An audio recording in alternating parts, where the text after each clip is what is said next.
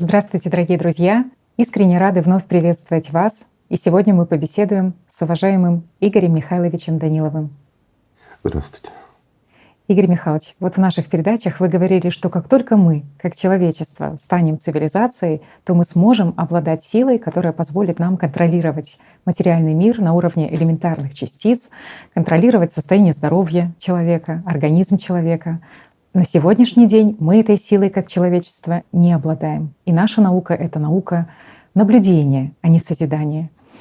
И мы на сегодняшний день оперируем и манипулируем энергией, но не настоящей силой. Мы не знаем, что такое настоящая сила. И вот вы говорили, что некоторые физики могут возразить и сказать, что ну как это мы не знаем, что такое энергия, как это мы не знаем, что такое сила. Но на самом деле на сегодняшний день эти понятия сила, энергия — это всего лишь выдуманная ими терминология, которая позволяет описывать наблюдаемые ими явления.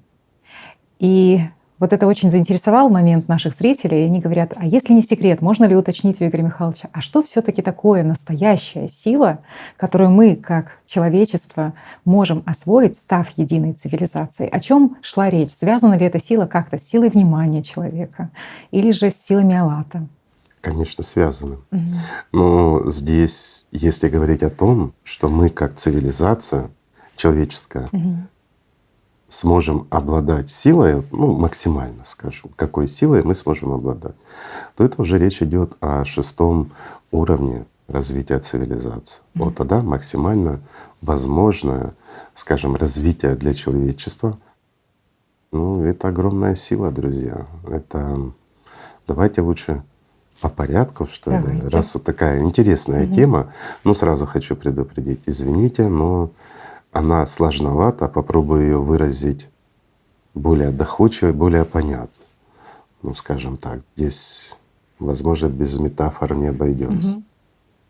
Давай начнем с того, что на сегодняшний день в действительности единственное проявление силы, которой обладает человек, это внимание.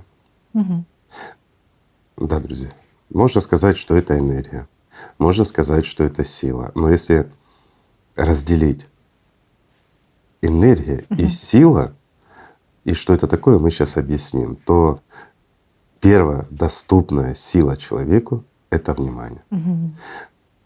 Это действительно серьезное влияние на внешнюю среду, наше внимание. Это сила Врил, как мы говорили, за которой охотятся и тому подобное. Вот заметьте, не энергия Врил, а сила Врил. Еще в древние времена люди прекрасно понимали и разделяли, что такое сила и что такое энергия. Ну, и если мы, скажем так, уйдем в историю, в различные легенды, ну и собирательный образ такой сделаем, то немножко пофантазировав, я так аккуратненько скажу, мы придем к пониманию, что есть энергия, то, чем на сегодняшний день мы обладаем. Да? Ну, как обладаем. Можем ее генерировать, можем ее использовать. Это электрическая энергия, электромагнитная, ну и много других. Та же тепловая энергия, мы знаем, как ее выделить, даже ядерная энергия. До сегодняшнего дня мы не понимаем на самом деле, что такое ядерная энергия. Но мы можем ей, скажем так, пользоваться, правильно? И атомные бомбы, и ядерные у нас различные, не только там тепловые станции. Реактор. Да, в реакторе, которые высвобождают тепло, там создают определенные условия, в конечном счете получают энергию электрическую. И вот смотри, нам нужно тратить ядерную энергию для того, чтобы получить в конечном счете электрическую. Да? А что ж тогда за энергии эти, которыми мы пользуемся? Хороший вопрос. Какова их природа? Совершенно правильно. А если мы возьмем, ну, скажем так, давайте пофантазируем, друзья, чтобы было понятно. Берем нечто типа нефти и разделяем ее на фракции.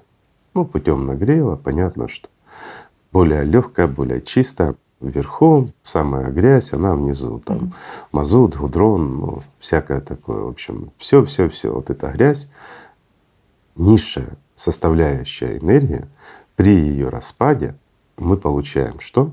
Электричество. И не только. И те же ядерные реакции. То есть мы получаем энергию от силы. От распада низшей вот этой фракции самой. Низшей фракции силы. Я надеюсь, это понятно. Мгм. Теперь идем по восходящей. Внимание наше. Это сила? Да, это уже реальное проявление силы. Мгм. Потому что оно способно влиять на окружающую среду. И вот смотрите разницу.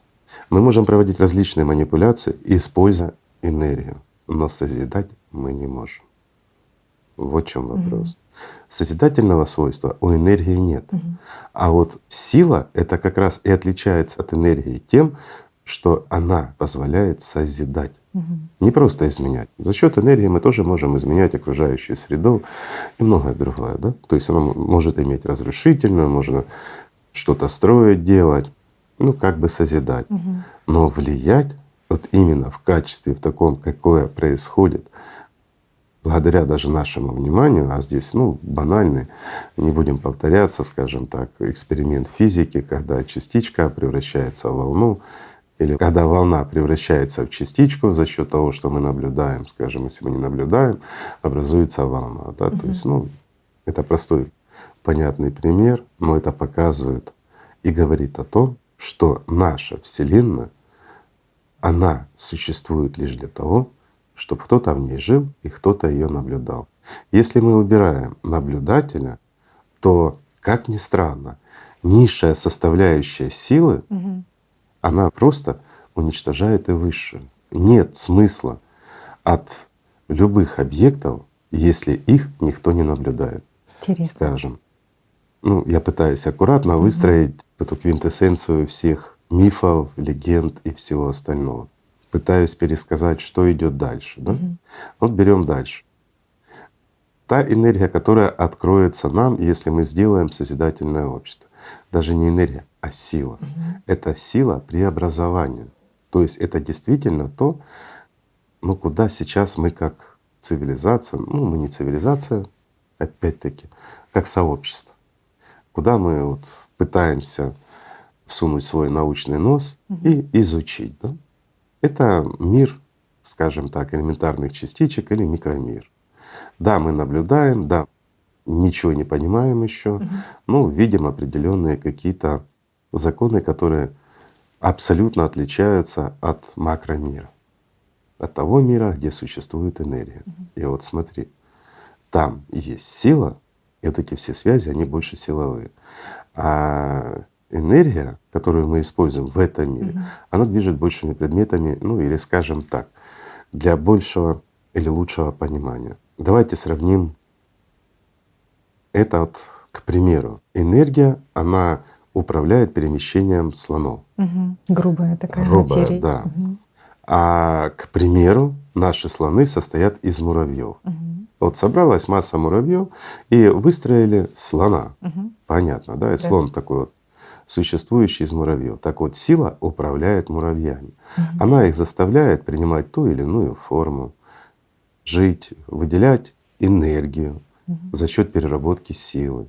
И вот получается, что определенные формы жизни или существования, они, перерабатывая, скажем так, силу, Мгм.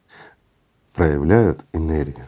Мгм. То есть мы научились манипулировать слонами, а сейчас мы пытаемся наблюдать за жизнью муравьев. Вот в таком соотношении. Мгм. А чем выше будет наша цивилизация, если мы объединимся, если мы сможем построить единый цивилизованный мир, а это на сегодняшний день мы видим только возможность построения созидательного общества. Скажем, это наша идея, а может быть кто-то придумает что-то лучше, Мгм. чем созидательное общество, и мы начнем строить цивилизацию единую по другим параметрам. Кто его знает. Всякое ж может Мгм. быть, да? Мгм. Так вот, как только мы стали цивилизацией, мы сможем уже манипулировать не просто энергией, не слонами, а силой, то есть муравьями. Мгм. Вот где-то понятно, да? Мгм. Так это всего лишь первый этап развития, Мгм. Низшая настоящий. фракция вот это. Да, Мгм. да, Мгм. да. Мгм. Но и первый этап цивилизации. Что мы получим, скажем, на втором этапе Мгм. развития цивилизации? Тоже ж интересно. А здесь нужно вернуться назад. Мы уже с тобой говорили, что следующая ступенька, на которую должна будет подняться цивилизация после первой успешно преодоленной ступеньки, Этот уровень, он уже позволяет манипулировать гораздо более сложной или более чистой энергией, так скажем. Но отличает их целый порядок. Вот с первой до второй ступеньки это на порядок мы должны развиться. Это очень серьезно, это огромный шаг. Но зато мы получаем уже более чистую энергию. Давай скажем, дизельное топливо, да, если вот берем по нефть. А это уже, извините, это уже не гудрон, это уже топливо. И возможности наши расширяются еще больше. И так это доходит все до 6-го уровня развития. Здесь есть одни нюансы, не будем вдаваться в подробности, но, скажем, вот, имеем мы силу как цивилизация. Мы можем манипулировать частичками, можем создавать, с нашего тела лепить, что мы хотим. Можем быть абсолютно здоровы, можем создавать себе пищу практически из ничего. В сегодняшнем понимании. Переработали мусор, создали себе все, что захотели. Об этом много рассказывалось, и наши друзья, надеюсь, смотрели, видели и понимают, что такое репликаторы и все остальное. Это все несложно.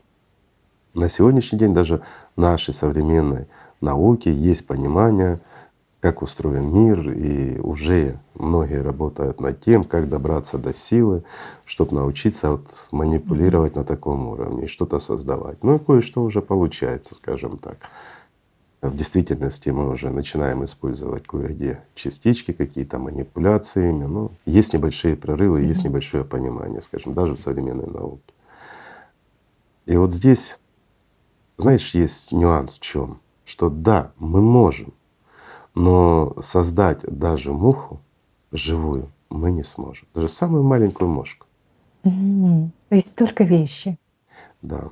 Мы получим возможность, простой пример.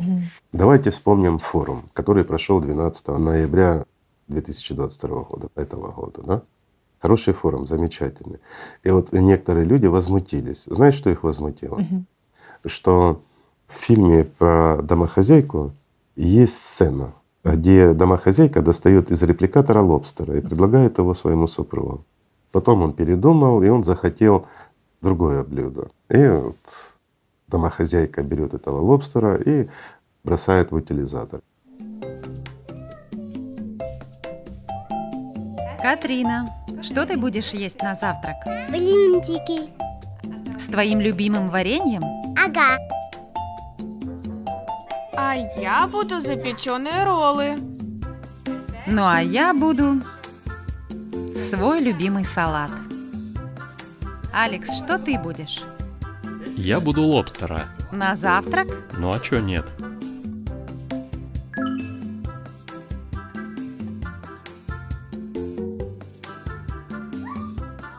Лобстер. Лобстер? Это лобстер? О Не, боже, лучше все-таки привычный стейк. какой страшный.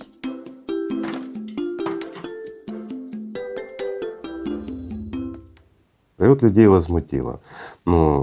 Как бы защитники животных, как это животное, вот взяли и вот разложили его на частички. И люди даже не подумали о том, что это не живое существо. Это абсолютно точная копия лобстера. Но этот лобстер, он никогда не рождался. Он никогда не жил в море, нигде. Это просто продукт, который на 100% соответствует и по питательным веществам, по всем. Он родился сразу на тарелке, Совершенно. приготовленным. Да, в репликаторе. За счет того, что вот эти частички, они стали именно в то положение, которое необходимо. За счет информации, и, скажем, его копии. Видишь, как вот получается? Это не каждый раз, скажем, берется живой лобстер, убивается для того, чтобы мы насытились, как это происходит сейчас. А это всего лишь комбинация частиц. Да, она основана на силе, но которая заряжена определенной энергией, имеет очень важные характеристики, скажем, своей питательной, так сказать, в нашем понимании. Но когда мы его съедаем, вот его химическая реакция уже дает возможность жить в нашей биологической ткани. И вот смотрите как. Мы всего лишь сложили из частичек, добавили туда энергию, добавили информацию. И это уже не просто частички, а весьма питательно и нужно для нашего тела. Смотри, как просто все. Скажем, смотри, насколько сложно человек устроен. Да не только человек, вся Вселенная устроена действительно очень сложно. Каждая частичка на своем месте. Назвать это хаосом невозможно. Любые изменения, они приводят к нарушению в первую очередь позиции этих частичек. И потом мы видим различные проявления. Да, у нас появляются, вот как в нашем организме, там какие-то токсины химические вырабатываются, и доктора уже лечат, там пытаются вывести эти токсины, появляются свободные радикалы, которые разрушают опять-таки более крупные структуры, которые приводят к чему? К различным уже заболеваниям целых систем или органов человека. И опять медицина пытается с этим бороться. Вот смотри, как интересно. А знаешь, что упорядочивает это все? Информация. И вот это самое загадочное на сегодняшний день. И она практически недоступна для нас вот на нашем уровне развития. Почему? Да, мы можем, став на первый уровень развития цивилизации, мы сможем обладать этой силой. Но в чем сила? Простой вопрос. Как ты думаешь? В информации. В возможности манипуляции информацией. В буквальном смысле слова. А вот владение информацией гораздо важнее, чем владение силой. Почему? Даже если мы будем обладать силой, но не сможем управлять информацией, сила бессмысленна. Это как сегодня. То есть мы обладаем силой, друзья. У нас есть алат, у нас есть прана. Наше внимание обладает огромной силой, действительность. И она очень важна для тех, кто знает, как ее накапливать, собирать и что с ней делать. Но без информации мы ее распыляем, просто наше внимание, не понимая, не осознавая, насколько это ценно. Мы не можем ее вложить туда, что нам принесет в будущем действительно положительный результат. То, что сделает нашу жизнь и жизнь всей цивилизации более прекрасной. Вот смотри, просто непонимание ценности информации и не зная о том, что наше внимание ценно, мы его распыляем куда угодно. И вот здесь случается феномен. Я объясню просто. Почему у нас происходит глупость неимоверна? Потому что мы ее поддерживаем силой своего внимания. А системе плевать. Мы своим выбором формируем мир. И это правда, друзья. Вот давай приведу простой пример. Он не совсем в тему нашего сегодняшнего разговора. Ну, я надеюсь, он будет более понятен людям. Вот, к примеру, нам рассказывают о том, что есть где-то враг. И вот враг, надо воевать и тому подобное. И мы начинаем вкладывать внимание в войну. Война обязательно будет. А почему? Потому что мы ее сформировали силой своего внимания. А система считала, что я получу больше выгоды тогда, когда это произойдет. Или простой другой пример. К примеру, нам кто-то говорит, что давай аккуратно, чтобы быть политкорректными и корректными ко всем нашим множественности полов человеческой расы. Скажем так, кто-то нам навязывает какую-то идею, которая не соответствует вообще, маразм просто. И мы все воспринимаем, мы говорим, это ж такая глупость, это ж такой маразм, это ж недопустимо. Допустим, что все должны красить уши в зеленый цвет. Просто красить в зеленый цвет уши, да? Мы говорим, бред, смешно, но мы что, все как клоуны будем? И каждый начинает об этом думать, говорить и передавать друг другу. Потом мы начинаем представлять себя все с зелеными ушами. И появляются первые люди, которые красят зеленые уши. А потом, в конечном счете, выйти без покрашенных, без зеленых ушей — это неэтично, это неприлично, это не соответствует образу человека. И в конечном счете тебя, друг мой, если ты выйдешь с непокрашенными ушами, могут посадить за нарушение толерантности, за несоответствие образу человека. Вот смотрите, как все просто. И по факту это сформировало наше внимание, а не чей-то бред. Чей-то бред в голове, он рождается тоже в силу определенных причин. И одной самой важной причиной в том, что система хочет кушать. Она очень ненасытна, а питается она нашим вниманием в основном. Смотри, как все просто. Видишь? И огромная Мы ответственность сами возрастает. формируем в себе эти события, понимаешь? Поэтому правильно вкладывая наше внимание, мечтая о хорошем, мы можем это создавать. Это действительно так. Ну, скажем, у всякого товара есть своя цена. Если вот, к примеру, один человек захотел, ну, я не знаю, там, вложить внимание настолько, чтобы стать там царем всего мира. Ну, царем всего мира ни у кого не получилось, потому что в этом мире есть свой князь. И он конкурентов не любит. Ну, стать царем какого-то государства. Да, человек может добиться, но если найдет массу, огромную массу таких же, как он, которые захотят, чтобы он стал царем. То есть они тоже должны вкладывать внимание. И тогда система сделает его царем. Вот смотри, как просто все. Когда масса людей, которые поддерживают. Но можно же всем вместе вкладывать внимание в созидательное общество. Чтобы Правильно? не одному было хорошо, а А всем. всем хорошо. И Направить вот тогда, внимание, да, на общий конечно. вот этот. И тогда все равновешивается. И тогда мы получаем огромные возможности, доступ к силе. Мы не только к силе, но и к возможности управления информацией. А это самое-самое важное. И тогда опять-таки тот же лобстер, которого мы захотели сегодня, ну, на завтрак съесть даже, вот как в фильме, да, Да. то это становится абсолютно естественно и реально. Но он не живой. Но в то же время он настолько же питательный, ничем не отличается. И для нашего организма он воспринимается как тот же, ну, скажем, лобстер, который был живой, которого приготовили. То же самое. Интересно же. Да. Все от нас зависит, от нашего желания и от нашего правильного вложения внимания. Видишь, как все просто.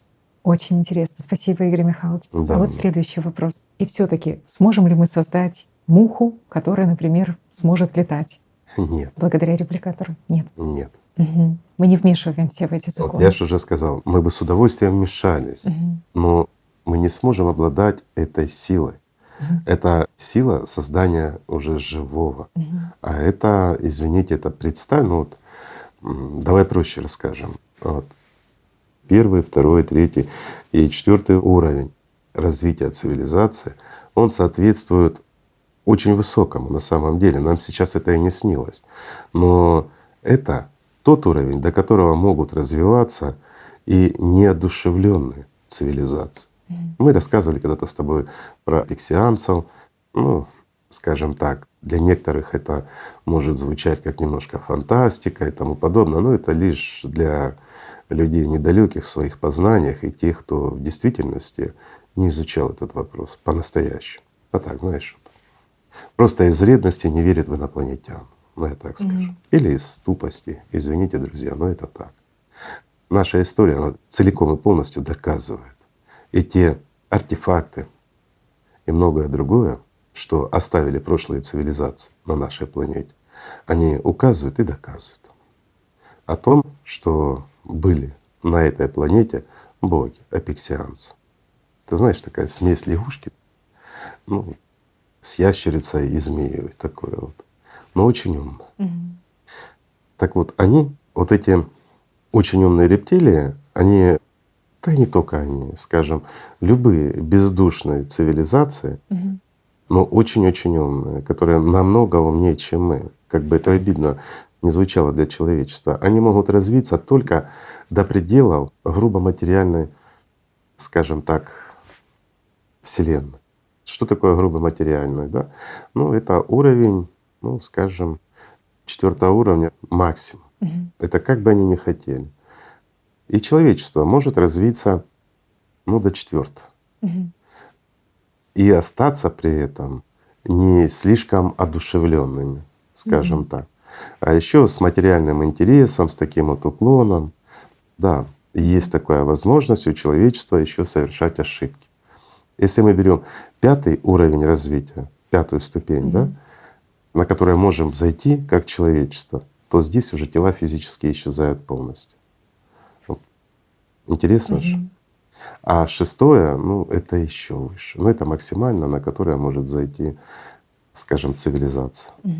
Это бестелесные формы существования, выше. Что это дает? Тоже интересно посмотреть, да? Если мы глянем в корень вопроса, почему это происходит и что это дает, то септон, возвращаемся, извините, друзья, к физике АЛЛАТРА. Устройство мира и все, весь наш видимый мир — это игра теней септона. И вот септон устроен, скажем так, огонек АЛЛАТРА, который создает свет. Но это для нашего понимания, просто так описан тот же септон. И зеркала ж вокруг него, да. И вот игра вот этих зеркал, она создает тени. И вот 4 ступени развития цивилизации — это манипуляция тенями. Это интересно, да? Да, да. А светом мы начинаем, или, скажем так, сможем манипулировать, ну, вначале слабым светом, потом сильным. Это в 5 и в 6. На 6 этапе развития мы уже манипулируем не чистым АЛЛАТом. Нет. Мы все равно заключены здесь, и чистым АЛЛАТом мы не можем манипулировать. Но это достаточно уже наивысшая фракция, скажем так, силы. То есть и вот здесь мы напрямую видим, скажем так, насколько зависим и какие возможности создаются для реализации нас как цивилизации и какие возможности мы получаем. И вот самое интересное, живую муху мы как, ну скажем, как цивилизация, даже самую маленькую мошку мы сможем создать, лишь став на 5 ступень развития. Манипулируя непосредственно уже светом. Да. Из ничего мы сможем создать что-то. Интересно. С АЛЛАТом мы можем столкнуться только когда освобождаемся, да? Чистый АЛЛАТ, да, это энергия. Когда сами становимся этим Так вот светом. в чем парадокс? Что отличает бездушных от одушевленных? Да? У бездушных доступ к АЛЛАТу у них закрыт. Единственное, где они могут брать, скажем, чистую, более чистую фракцию энергии, даже силы. Это не энергия, это сила. Первое — это внимание людей. Второе — это, скажем, получение в малых дозах, очень малых, из одушевленных. Ну, внимание даже больше дает по энергозатратам, по всему, и в принципе это для них приемлемо и выгоднее. Да. Но не надо забывать, что человек, он очень интересный по своей конструкции, действительно очень интересный. Если мы вот разберем, что в человеке есть, ведь в человеке есть прана, а прана — это, ну, это энергия. Да, да. Ну, она очень граничит с силой. Это, ну, скажем так, это вот этот гудрон, который начинает распадаться. Я так вот выражу. Понимаешь, то есть это и энергия, и сила. Но в человеке есть и чистый АЛЛАТ. Почему? В человеке есть душа, друзья. А душа — это чистейший АЛЛАТ.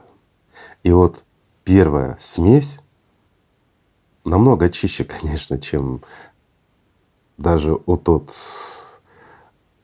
уровень той силы, которой мы сможем манипулировать на 6 уровне развития, да, так это наша личность. То есть мы как личность, мы наичистейшая из присутствующих в этом материальном мире сила. И личность, она является силовым проявлением, лишь смешанная с тенями. И вот представь, ну в буквальном смысле слова, сила, которая является еще грязью, она манипулирует чистейшим АЛЛАТом. То есть если мы Не знаем знаний. возьмем вот с позиции религии и переложим ее на физику, то здесь мы увидим, что Бесы смешанная, доминируют. одна из низших фракций, она в принципе доминирует над чистейшим. Ну это ж… Да есть понимание, когда нет ключей, когда нет знаний. И когда ты не Сколько бесов понимаешь, что ты… правят. Да, Конечно. да, И особенно, да, когда ты не понимаешь, что доминирует. ты личность, что ты как раз уже являешься больше все-таки частью мира духовного, чем частью мира материального. И вот здесь наш выбор или свобода выбора, она как раз и заключается в выборе человеком, кем быть и как жить. Все очень просто. Поэтому духовный аспект, он очень важен. Та любовь, которую мы получаем от взаимодействия с миром духовным, это и есть силы АЛЛАТа, чистейшие силы. И чем больше личность их получает и может накапливать, чем чище становится сама личность, больше избавляется от теней. Это как септон, который сбрасывает эти зеркала. Становясь светочем, просто переходит в свет. Вот и соединение света. Понимаешь? То есть ну, это интересно. Или наоборот, мы оставаясь рабом сатаны, мы все больше и больше вот этих зеркал на себя цепляем. Мы становимся лишь тенью Мгм. и полностью разрываем связь со светом и становимся субличностью. Ну, можно так выразить. Извините, друзья, за эти метафоры, за эти пояснения. Но, скажем так, беседа на эти темы, она всегда сложна. Да. И для того, чтобы могло понять нас как можно большее количество людей, вот приходится вот так вот рассказывать. Ну, надеюсь, понятно. Я же говорю, человек, он гораздо сложнее. Мгм. В нем есть и прана, в нем есть и аллат, и в человеке есть и электричество, и электромагнитные проявления, слабые, сильные взаимодействия. Ну, человек — это очень интересная конструкция. Игорь Михайлович, ну вот вы когда-то говорили, что у человека есть большой потенциал увеличить продолжительность своей жизни за видовой предел, и Ну, человек конечно. может жить даже там 1500 лет. И вот нам тоже задавали такой вопрос. А вот в созидательном обществе за счет чего будет так продлен срок эксплуатации или срок жизни человека, скажем так? За счет того, что просто будет ремонтироваться орган какой-то. Но если орган можно ремонтировать, то можем ли мы преодолеть этот барьер и в 1500 лет? То есть за счет чего будет продлеваться жизнь человека? Я понял, интересный вопрос тоже. Мгм. Наш предел 1500 лет. Мгм. Можем пролонгировать? Можем, на немножко. Вот на чуть-чуть можно, но не намного. Чем обусловлена наша жизнь? Вот на сегодняшний день у нас никто не умер от старости. На протяжении, ну, берем нескольких тысяч лет точно. От чего умирают люди? От болезней. Мгм. Да, кстати. Болезни, Да.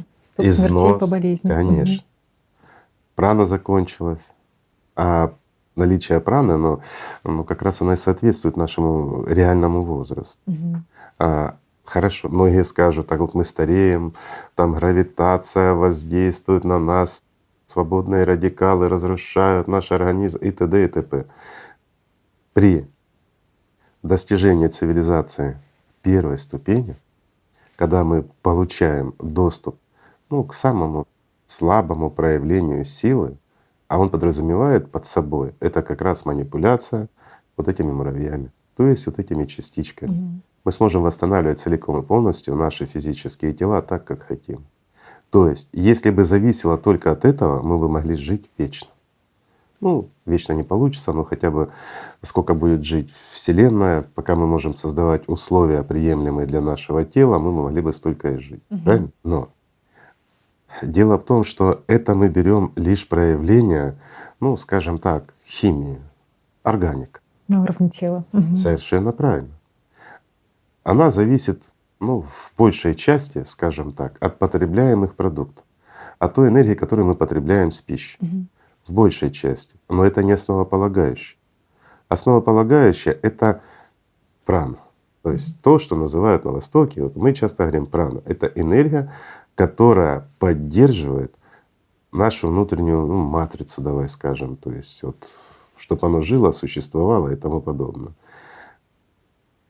Это то, ну, что держит наш, давай скажем, контур тела, да? Вот я боюсь выразить, знаете, вот некоторые начинают уже, друзья, подсказывать, но голограмма, на которой расположена, и вот здесь я немножко не согласен. В отношении того, что такое голограмма. Ну, понятно, с позиции нашей физики мы можем Дубликат какой-то сделать человека, да? голограмму, это сфотографировать человека, его за счет элементарных манипуляций, нескольких лучей проявить его как трехмерность, и мы видим здесь его трехмерность. А если мы берем на порядок выше, то есть наша жизнь не заканчивается в пределах третьего измерения, то есть мы существуем и дальше. Так вот, в четвертом мы уже меняемся. Мы уже не выглядим так, как есть. В пятом, тем более, в шестом мы всего лишь штучка. Ну, если так вот сравнивать, то мы пятнышко такое. Объемно, очень сложно. Но у нас нет ни ручек, ни ножек, ничего нет. В шестом измерении. Но мы-то существуем-то. Но есть четкое проявление того, что имеет определенную форму, скажем, вот как голографическое изображение, независимости от измерений. Мгм. И вот то можно назвать нашей голограммой. Это гораздо шире. Гораздо Мгм. шире, Мгм. да. И вот оно влияет на нашу энергетическую Мгм. конструкцию, Мгм. которая целиком и полностью зависит от чего? От праны. Ясно. Прана — это энергетическая конструкция. Но это не голографическое. Мгм. Ну, я так разделю, извините, Голографическое — это друзья. Да, гораздо можно больше. называть как хотите. Это всего лишь условности, которые мы сами, скажем, создаем, обзываем и придумываем, как это назвать, скажем. Но это факт. Вот эта энергетическая наша конструкция внутренняя, Мгм. то, что мы называем биополем, там еще что-то, оно целиком и полностью влияет на нашу органическую химию, то есть на те клеточки, которые живут и тому подобное. Это уже более грубое проявление материи, Мгм. которое, да, зависит от воды, нам надо выпить воду и тому подобное. Почему? Потому что жить на пране человек на одной не сможет. И вот смотри, как усиливается. Но наша конструкция, энергетическая имею в виду, но в данном случае это вот как биополе, еще раз подчеркиваю, а не как сама конструкция, ну, скажем, голографическая, то, что вот называется. Вот эта энергетическая конструкция, она зависит от праны. Но если мы ее уберем, то вся наша биология, она развалится. Она не сможет существовать без этого. Но наша вся энергетическая конструкция, она заключена в другую конструкцию, силовую. Это то, что мы вот называем сейчас голографическим, Да, да, таким проявлением. И вот здесь человек со всеми своими проявлениями, скажем, биологическим, энергетическим, он заключен в эту конструкцию. Голографическое. Мгм. Да. И она для каждого человека выглядит в форме пирамиды. Мгм. То есть практически в любом измерении. Интересно? Да, да, очень интересно. Почему? Потому что это силовая конструкция. Мгм. И она уже не может деформироваться. Вот в чем вопрос. Мгм. Но при духовном развитии человека, когда личность становится светом, форма резко меняется. И она принимает уже, ну, форму куба. Мгм. И то, о чем я сейчас говорю, оно, ну, скажем, для людей, кто не изучал этого и не наблюдал, как это отражено в нашей человеческой истории, кажется фантастикой. Но если мы отследим, то подсказки есть кругом и везде. Причем об этом знали, ну, даже менее чем 2000 лет назад. Забавно, да? Но об этом-то люди знали. Вопрос, откуда они могли знать о таких сложных, ну, Многоуровневых. многоуровневых Мгм. процессах. Да, да. Причем это действительно, ну, объемные знания были у людей. И они прекрасно это понимали, они отражали это даже в своем искусстве, даже в религиях это отражено. Мгм. Вот здесь вот становится забавно, как мы, Мгм. как человечество, смогли так деградировать, чтобы забыть сами основы. Мгм. А теперь пытаемся мы развиваться в каком-то таком вот слегка кривом направлении в этом потребительстве. Но шанс мы имеем Мгм. выровняться и стать на нормальный путь созидательного развития, единого развития как цивилизация и обладать этими силами. Видишь, как все просто. Но вот эти изменения на уровне голографической конструкции, они же по сути не влияют именно на тело, да, на то, что Нет. находится уровнем ниже, да, на биологию человека. То есть для этого нужны другие инструменты, правильно? То есть Конечно. нужны, а вот на починку, на ремонт организма человеку, заходя в душ, для того, чтобы починить свои органы, человек какую силу, да, использует? Он использует свою внутреннюю силу, скажем так. Ну, имеется Нет. в виду, что вот эту прану, которая держит это биополе, или нет? Нет, конечно. Нет? Мгм. Нет. Он не это расходует. Нет. Вот здесь как раз человек уже будет использовать силу. Мгм. То, что вот мы сейчас назвали силой. Да, можно это назвать и энергией тоже, но она ж тратится. Это управляемый и тому подобное процесс. Мгм. И в соответствии с информацией или новой, измененной информацией, уже внутри самой вот этой силовой конструкции, то есть или то, что мы сказали голографической, по сути своей, да, Мгм. которая имеет форму вот пирамидки, Да. уже будет идти влияние. Мгм. Но влияние будет идти уже на изменение как раз здесь опять-таки энергетической конструкции человека и биологической. То есть мы можем менять, ну, и рост, и вес, и в то же время и здоровье, и чинить любой орган, и это все мгновенно и быстро. Просто На меняется другом информация. уровне, да? Но это на Вот другом когда вы уровне. говорили, что на это нужно там 9-14 месяцев, да, для Нет, того, чтобы это другое. опять-таки, если мы берем изменения в структуре Параметров каких-то, органа, да. да, конечно, это уже это проходит быстрый, это очень быстрый процесс. Мгм. А вот если мы меняем, к примеру, полностью тело Мгм. человека, рост, цвет кожи, цвет глаз, зуб, ну все меняем. Мгм. Вот делаем из допустим, маленького человека большого, да, или маленького старого человека делаем высокого, скажем, стройного, красивого и тому подобное, то на это нужно будет от 9 до 14 месяцев. Почему? Потому что этот процесс можно ускорить, но для того, чтобы он развивался правильно, все-таки должно пройти определенное количество времени. И вот здесь при обмене клеток самих, то есть меняется их расположение, состав, количество и все остальное. Видишь, вот как оно влияет. Должно протекать все естественным путем. То есть создается Вот тогда это правильно. своя матрица, да, под которую Совершенно тело правильно. должно уже… Ну, вот по-хорошему, да, меняется матрица. А вот опять-таки, а что такое матрица? Или что такое наша энергетическая конструкция, да? Ну вот, опять-таки, те же эффекты Кирлиана, да? Когда листик отрезали, а мы видим, что он целый. То есть все, что одухотворено, оно все имеет вот такую конструкцию энергетическую. То есть это матрица. Но не все имеет силовую конструкцию, вот эту голографическую, как мы сказали.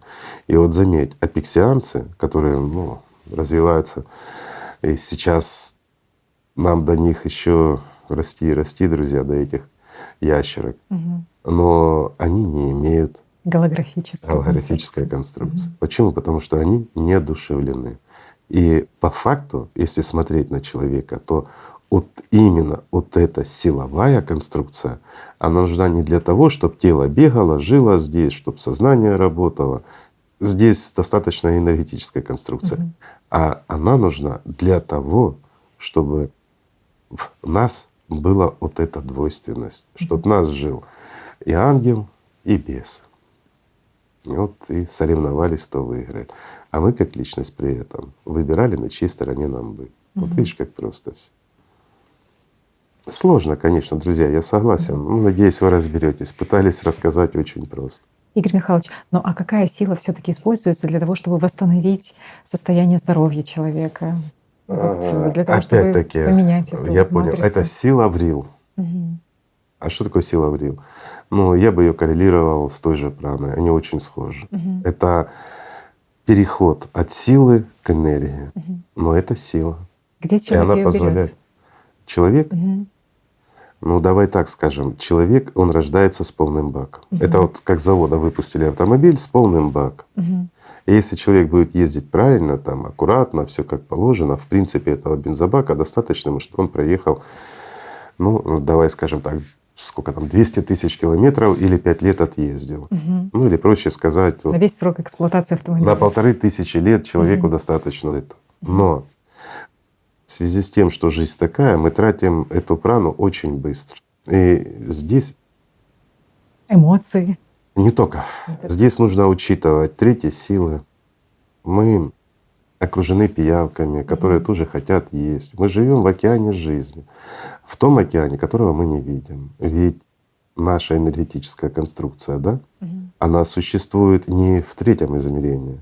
Мы ее не видим, она выше. Нам для того, чтобы увидеть его, тоже биополе, вот это, как мы говорили по Кирлиану, отрезав листик, мы вот видим Матрица это, очертания, да. матрицу, да. Вот именно, чтобы увидеть эту матрицу, нам нужно создать определенные условия. Но оно очень хорошо проявляется, ну, на этаж выше, скажем, там в 4-м измерении или в 5-м, оно все четко уже на своих местах, да. Вид сверху. Ну а в 6-м оно уже совершенно по-другому выглядит. Ну, вид, да, сверху, скажем так. Так вот сам смысл здесь как раз и заключается в том, что, используя ту же прану правильно, мы можем прожить долго. Но с учетом, что мы живем, ну, скажем так, как раньше жили, так и сейчас живем, все озабочены, все в проблемах, и чем больше проблем у нас, тем больше мы открыты для третьих сил. Или проще скажу, друзья, чем дальше мы от Бога, тем больше чертей мы кормим. Ну, извините, такое простое выражение, но это так. Это не значит, что если в этом мире человек начнет с рождения стоять на коленях и палить свечки, что он проживет 1500 лет. Нет. Главное — развитие нашего внутреннего потенциала как личности. Вот что важно. Вот это влияет на расход. Но у нас утрачен инструмент скажем, начиная с момента проявления потребительского формата, его создания, мы утратили механизмы даже воспитания детей или пробуждения как личности самого человека еще в раннем детском возрасте. Поэтому мы стали открыты, мы в буквальном смысле слова стали кормом для всяких третьих. Сливаем бак. Просто да, это все равно, что у нас бак с кучей дырок. И мы вместо там 1500 лет мы проезжаем там 600 километров. Ну и все. Да, и не факт, что в Понимаете? созидательном обществе человек сразу выйдет на эти показатели 1500 лет, потому что, скорее всего, ну то есть не сразу будет меняться его Я образ жизни. не у сказал человека. бы. Нет, здесь дело в том, что в созидательном обществе, когда мы получаем возможность именно манипулировать силой, именно управлять силой, то мы легко сможем, ты знаешь, вот как сварочный аппарат, скажем Залатать. так, да, мы Течь. сможем залатать эти дырки в бензобаке, заправлять его сколько нужно нам, понимаешь? Это без проблем. Дело в том, что мы не сможем превысить срок эксплуатации самого автомобиля. То есть его кузова там, ну да, где-то ремонт ходовой мы сделаем, где-то немножко двигатель подремонтировать можем, но есть ресурс, за который выйти мы, ну может быть, пройдем не 200 тысяч, которые положено там, а 220. Ну какая разница? Это немного. То есть это энергетические конструкции есть срок эксплуатации, который обусловлен вот этой Это- праной, которая ее. Я не сказал бы, что энергетическая конструкция. Есть максимальный срок эксплуатации, отведенный самой силовой структурой. Она не может существовать в этом мире дольше. То есть уйдет составляющая, значит развалится все. Но для того, чтобы повлиять на саму силовую структуру, на вот эту голографическую, то здесь нужно воздействие с той стороны. То есть воля Бога, скажем так. Человек не сможет. Так что здесь все очень просто, понимаешь? А то, что заправлять баки, ну, естественно, мы сможем. И вот смотри, как получается. Это все равно параллель с автомобилем я ж не зря привел. То есть выпускается новый автомобиль с полным баком, мы его быстренько потратили, подлатали и можем заправлять его сколько угодно, пока он не отъездит весь свой срок. Что является заправкой, заправкой этого бака. Это будет шок.